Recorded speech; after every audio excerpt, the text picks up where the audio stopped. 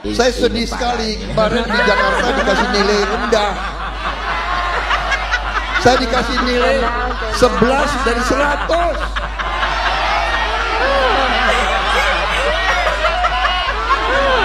Saya sudah sekolah ke Amerika, ke Jerman, ke Inggris, ke Swiss. Belum pernah ada guru sejahat itu. Edan.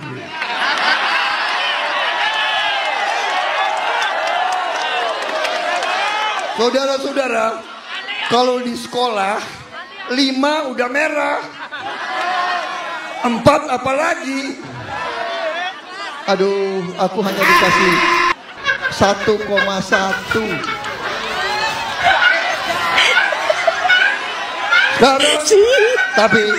Tapi maaf ya, saya ini besar di Jakarta, lahir di Jakarta, jadi sering bahasa Jakarta, bahasa Betawi. Saya mau sebetulnya jawab di situ ya. Emangnya lo siapa?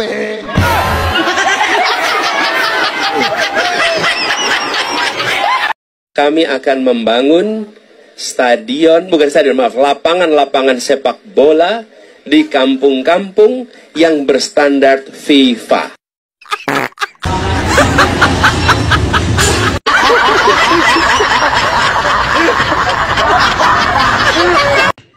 Ini nggak bisa langsung dilantik aja gitu. Ikut kontestasi juga nanti. Percuma nggak ada lawan. Nggak tahu apakah Abah jadi nyalon apa enggak. Soalnya kan hampir semua partai diborong semua sama pasangan rawon. Terus ada lagi, katanya ada calon independen. Siapa namanya? Udah, gak familiar juga namanya. Nah, yang jadi pertanyaan, mereka akan menjaring suara mana gitu. Apakah sisa-sisa anak Abah? Ya mungkin daripada memilih pasangan rawon, ya opsinya itu. Tapi gak mungkin juga. Kemarin kan banyak diprotes, bahkan Abahnya juga memprotes. Katanya KTP-nya dicatut gitu untuk persyaratan calon independen. Udahlah, daripada ngabisin anggaran buat pilkada, udah langsung dilantik aja. Dan ingat, saya bukan buzzer dari rawon ya. KTP saya Jawa Barat, hak pilih saya di Jawa Barat. Jadi urusan pilkada Jakarta, monggo silahkan. Mungkin ada anak-anak Abah yang masih berjuang menginginkan Anies nyalon di Jakarta, monggo silahkan. Tapi yang jelas semua partai diborong oleh rawon, Ridwan Kamil dan Suswono. Semangat. Anies menemukan jalan buntu untuk mencalonkan dirinya sebagai gubernur atau wakil gubernur di pilkada kali ini. Dikarenakan partai-partai yang dulunya mendukungnya di pilpres seperti Nasdem, PKS, dan PKB memilih untuk bergabung dengan koalisi Indonesia Maju. Artinya mereka setuju untuk mendukung Ridwan Kamil. Hal ini sekali lagi menunjukkan kepada kita bahwasannya mau elektabilitas orang politikus itu tinggi tetapi kekuasaan sudah bermain, penguasa sudah bermain, itu tidak ada artinya. Artinya di sini Jokowi takut jika Anies sampai masuk atau mencalonkan dirinya sebagai gubernur akan mengancam mereka di Pilpres di 2029 nanti. Itu adalah tujuan dari Jokowi. Maka cara satu-satunya untuk menjegal Anies adalah tidak memberikannya kendaraan politik. Apa hubungannya Pak Jokowi dengan gagalnya Anies Baswedan mencalonkan diri sebagai Gubernur DKI Jakarta? Assalamualaikum warahmatullahi wabarakatuh. Salam salve. Om Swastiastu, Namo Buddhaya, salam kebajikan. Teman-teman, jumpa lagi bersama saya di Freddy Kako Channel. Kalau kita mendengar ya, setiap kali ada yang bermasalah, ya, setiap kali ketika kita melihat kalau Anies Baswedan gagal, selalu saja para pendukungnya ini menyalahkan Bapak Jokowi. Ya, tidak di Pilpres kemarin, tidak juga di Pilgub kali ini, lagi-lagi semua salah Bapak Jokowi. Entah dari sisi mana yang menjadi poin penglihatan dari para supporter ya atau pendukungnya anak Abah ini. Saya pernah mengatakan bahwa seharusnya ya saat itu Bapak Anies Baswedan ini membuat partai saja ya, sehingga dia tidak terlalu mengharapkan kepada partai-partai lain untuk mengusung dirinya. Ya teman-teman, kita melihat bagaimana Pilgub DKI kali ini memang agak unik ya. Bagaimana hampir 99,9% partai itu mendukung pasangan Ridwan Kamil dan juga Suswono. Ya, yang dimana mereka memberikan nama pasangannya itu adalah Rawon. Jadi seharusnya para pendukungnya anak Abah ini salahkan para ketua partai dong. Khususnya ketiga partai yang selama ini mendukung Anies Baswedan ya. Mulai dari Nasdem, kemudian PKB dan juga PKS. Lah ini kok disalahkan Bapak Jokowi? Gimana sih? Memangnya cara berpikir dari pendukung-pendukungnya anak Abah nih hanya seperti ini ya. Sedikit-sedikit yang disalahkan Pak Jokowi. Sedikit-sedikit mereka mengatakan bahwa ini dijegal. Ya, sedikit-sedikit mereka mengatakan bahwa wah, orang-orang ini takut kalau Anies ini memimpin lagi. Mereka ingin menjegal Anies menjadi calon gubernur DKI Jakarta agar di tahun 2029 nanti Anies tidak bisa dicalonkan menjadi calon presiden. Lucu sekali ya. Wow, hari ini di Jakarta ada deklarasi 12 partai mendukung Ridwan Kamil untuk mencalonkan jadi gubernur Jakarta. Yang saya membuat terkejut, PKS selama ini kan mendukung Abah Anies. Terus kok hari ini saya lihat mendukung Ridwan Kamil. Terus Abah Anies gimana? Saya kan jadi terkejut.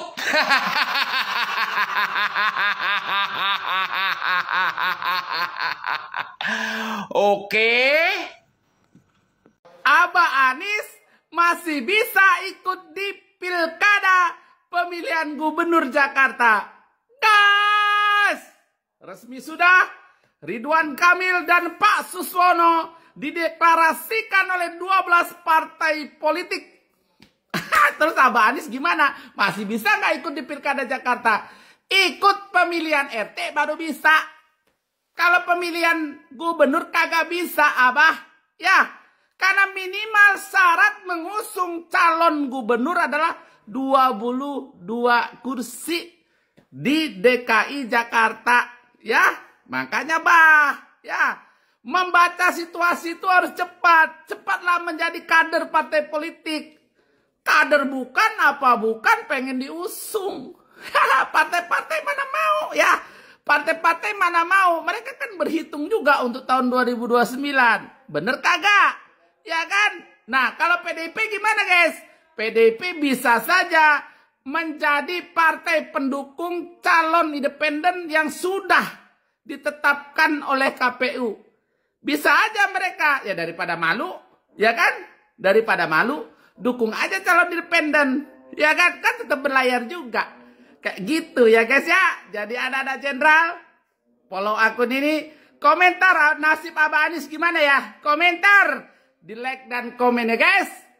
Anak-anak jenderal, pilkada Jakarta, dukung Ridwan Kamil dan Pak Suswono, boom, boom, boom, meledak bom. Definisi omongan adalah doa ya. Omongan dari para anak-anak Abah selama ini yang bilang kalau Bapak Anies Baswedan tidak butuh partai, Bapak Anies Baswedan tidak butuh jabatan, tidak haus kekuasaan.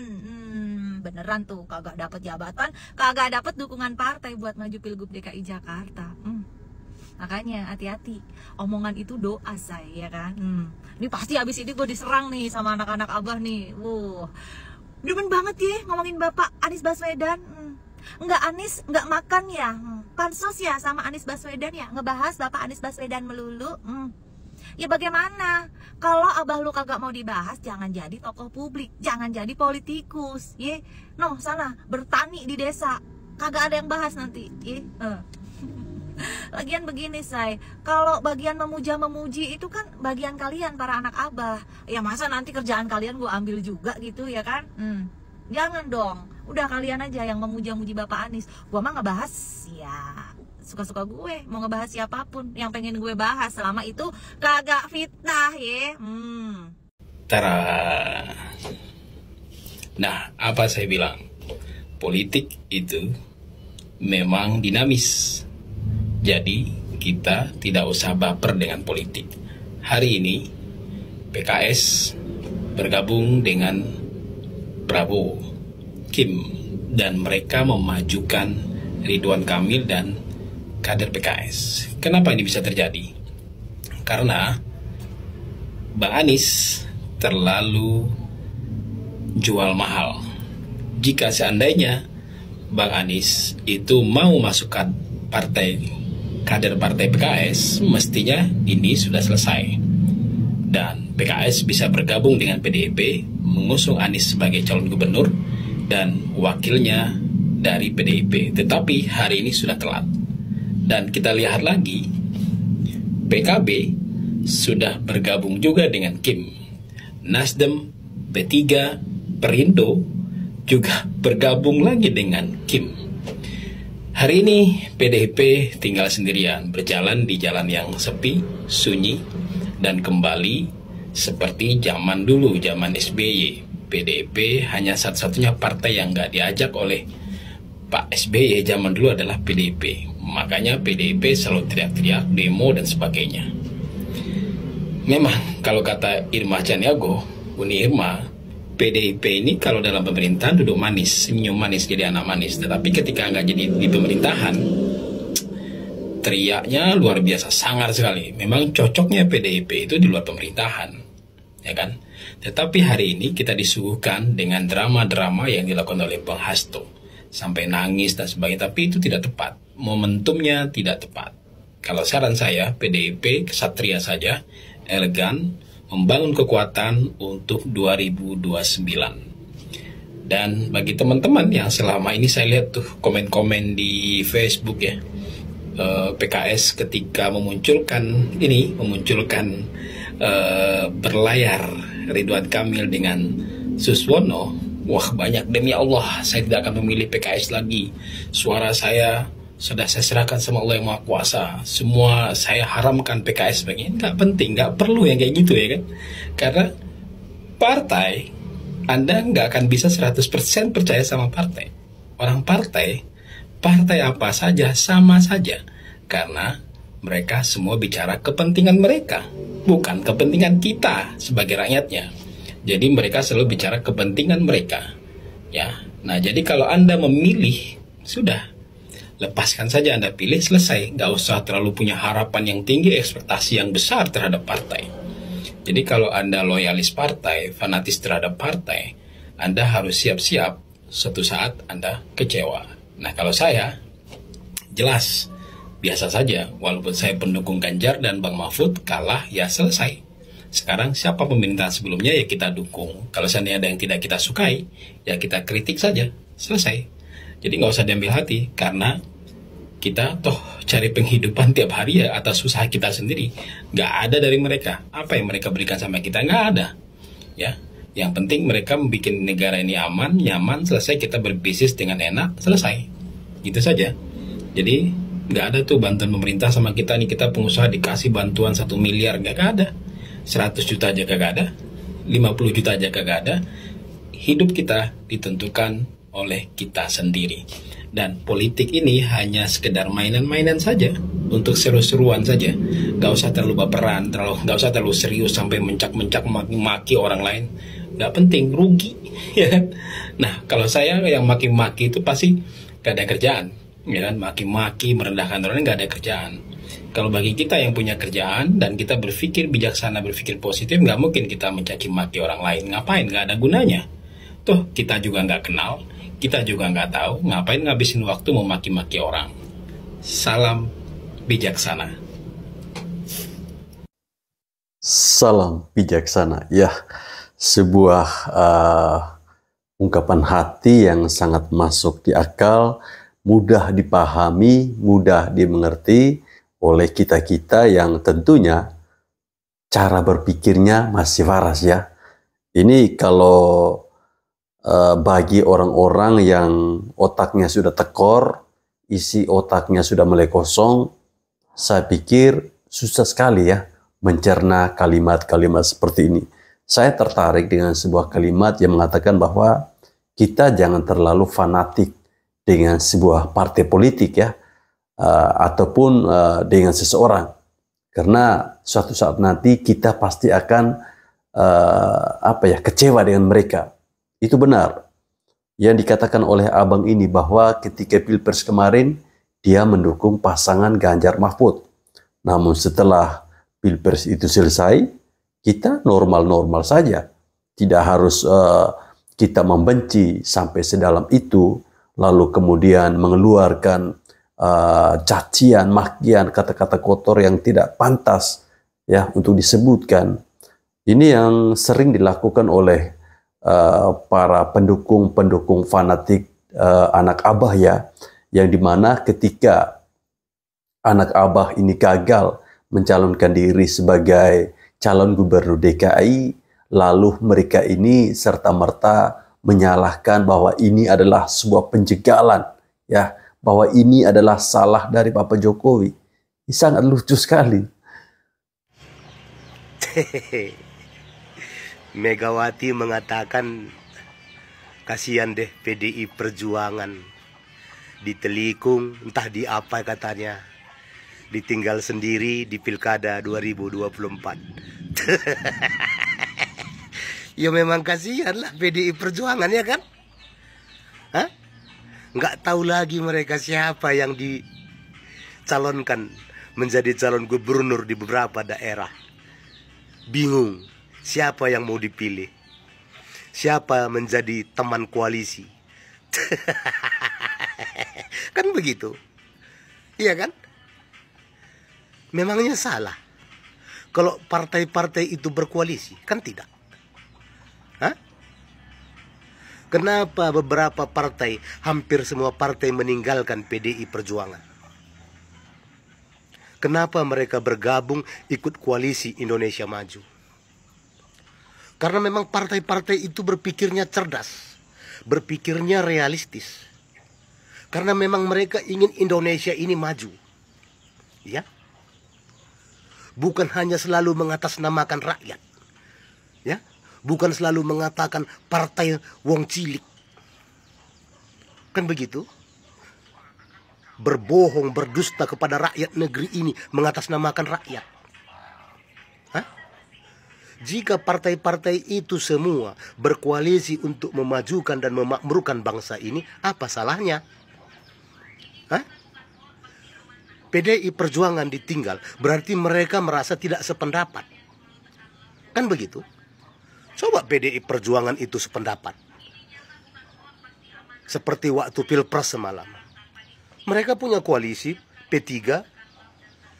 Dengan berkoalisinya P3 dengan PDI Perjuangan di saat Pilpres semalam, nyungsep P3-nya.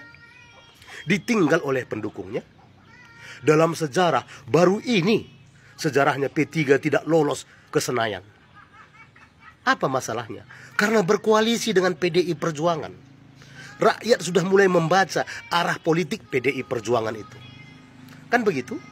Betul memang mereka masih pemimpin, peraih suara terbanyak di pemilu semalam. Tapi kan suaranya ambruk. Ya kan? Terkoreksi sampai 3%. Dari 19 sampai ke 16%, kan begitu? Kalau memang rakyat mencintai PDI Perjuangan, kalau memang rakyat betul-betul merasa PDI Perjuangan itu adalah partai wong cilik, pasti Ganjar menang menjadi presiden. Tapi kan tidak. Hah? Tidak ada yang mengintimidasi rakyat. Kan ya? Jadi seolah-olah apa yang terjadi saat ini di negeri kita ini semua disalahkan dan ditujukan kepada Bapak Jokowi. Ada saya dengar kabar bahwa katanya Pak Jokowi mau merebut PDI Perjuangan. Begitu kata kader PDI Perjuangan. Ya kan? Pak Jokowi mau merebut kepemimpinan PDI Perjuangan. Kalau Pak Jokowi mau merebut kepemimpinan PDI Perjuangan, kan gak mungkin Bapak Jokowi meninggalkan PDIP. Mereka terus berspekulasi, ya, membuat narasi-narasi seolah-olah mereka lah yang terintimidasi, ya, dengan menjelekkan, ya, membuat berita-berita seolah-olah Pak Jokowi haus dan rakus kekuasaan. Memangnya memilih Pak Prabowo dan Mas Gibran itu Pak Jokowi? Kan tidak. Iya kan? Jadi begini. Mereka udah terasa saat ini. Begitu berseberangan dengan Pak Jokowi, udah mereka terasa. Tidak ada lagi kader mereka yang bisa dipopulerkan. Hah? Seorang sekjennya saja habis-habisan membuat berita-berita yang seolah-olah menyudutkan Bapak Jokowi. Toh rakyat kan pandai, rakyat bisa menilai. Mungkin ya 5 tahun ke depan PDI Perjuangan ini semakin amblas jika karakter dan sifat mereka tetap seperti saat ini. Kan begitu? Kita tunggu saja tanggal mainnya. Kalau mereka ditinggal ya wajar. Karena apa? Selama ini di saat masih bergabung dengan Bapak Joko Widodo, mereka ini seolah-olah partai yang tidak punya salah dan celah, ya, merasa bahwa mereka itulah paling berkuasa di negeri ini. Seperti itu dia. Lihat semua karakter dan sifat kader-kadernya, ya. Akhir-akhir ini setelah pilpres malam, menghina, mencaci, memaki dan memfitnah seorang kepala negara. Kan itu semua kerjanya. Rakyat juga kan tidak bodoh. Membuat keputusan, ya, menilai apa yang mereka lakukan. Kan begitu? Ya udah, ditinggal oleh partai lain, ya rasakan. Kan begitu? Biar nenek banteng ini tahu diri. Ya kan? Jangan selalu mengatasnamakan rakyat demi rakyat. Apa rupanya yang dikerjakannya untuk rakyat negeri ini sewaktu dia menjadi presiden? Harusnya kan dia malu ini. Kan ya? Terlalu rendah martabat Bapak Jokowi kalau cuma gara-gara ingin merebut yang namanya Partai PDI Perjuangan. Aku bukan sedang menghasut. Ya ingat, gara-gara tingkah laku kalian, mulut kalian, omongan-omongan kalian, mindset busuk kalian, ya, kalian sendiri yang akan menenggelamkan diri kalian. Kalau begini caranya, coba cara-cara busuk. Masa cara Amin Rais kau pakai? Cara-cara Amin Rais nyinyirin masalah ikan itu pula mau ketiru-tiru. Kau tengok, iyalah, bikin emosi aja kau. Mata nion, emosi aku kau bikin. Cara yang elegan gitu loh. Ya teman-teman, saya jadi teringat ya akan Partai Demokrat ya, di mana saat sedang tidak berada di dalam lingkaran kekuasaan, Partai Demokrat terkenal sangat nyinyir. Ya, para kader-kadernya ini terkenal sangat nyinyir. Namun ketika itu saat mendekati Pilpres, Bapak Presiden Jokowi memberikan jabatan kepada AHY. Seketika itu pula nyinyiran-nyinyiran yang selama ini keluar dari kader-kadernya serentak diam, tak bersuara.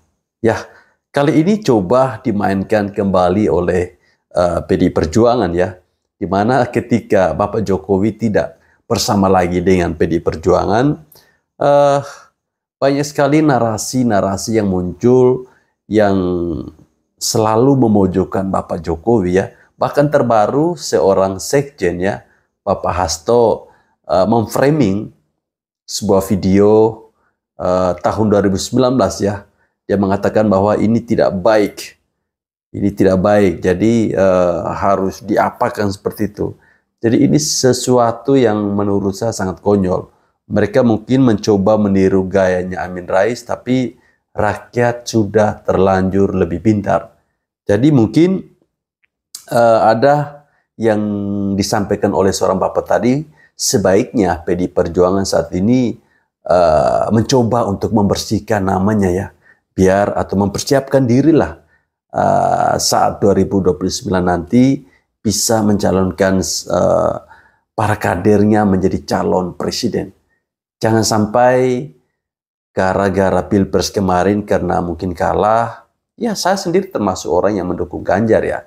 Tapi ketika Pilpres itu selesai, ya sudah selesai. Tidak ada lagi yang namanya kita dendam sama Bapak Prabowo, Mas Gibran, ya sudah. Toh apa sih yang kita dapatkan dari kita dendam sama orang-orang ini? Dari kita dendam dengan para pendukung sebelah? Kan tidak ada. Mereka jadi presiden, mereka jadi bupati, mereka jadi gubernur. Toh kita tetap kerja seperti biasa. Ya. Jadi ya tidak perlu terlalu lebay ya menurut saya.